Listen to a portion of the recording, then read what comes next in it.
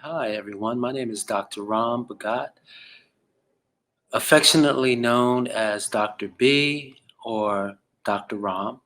And I'm happy to be teaching in person this summer at SPI, Building Resilience for Challenging Systemic Racism. And this course really originated a few years ago in response to shootings of unarmed Black men in the United States. And it has evolved to really look at um, the roots of systemic racism and how it impacts the mind, body, and spirit of educators, social workers, really people who are working any different field. And what's really unique about this course is that we integrate what I call the 3D approach. That's drumming, drama, and dance. So as we interrogate these really difficult issues, we also engage in active, culturally responsive ways to metabolize things that might come up in our bodies, because this is a topic that affects people all over the country as well as all over the world.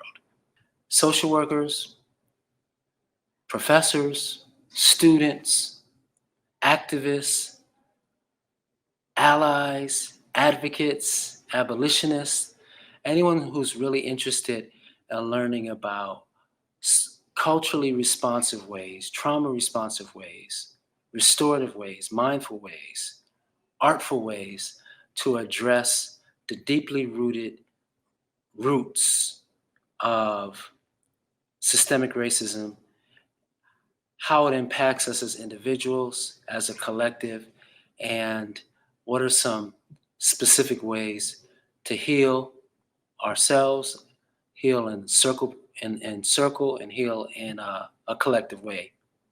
So I think it's a course that's available for anyone. And some of the things that I think will really come out of this class, like what you'll gain, is sort of a global perspective on the impact of systemic racism. So that's a skill to be able to really articulate what's individual racism, what is institutional racism, what is systemic racism, and how does it permeate institutions? How does it affect individuals? We'll also gain the skill of how to create safe and liberated spaces to hold these type of conversations. These type of conversations that are full of so much uh, charge, as Resma Menachem calls it.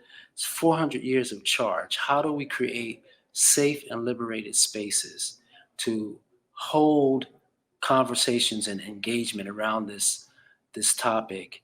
And how do we learn how to deal with and be in discomfort without being um, feeling like our safety is being threatened, but how to deal with discomfort, how to move through discomfort, how to use discomfort as a teaching tool, or yeah, as a teaching tool.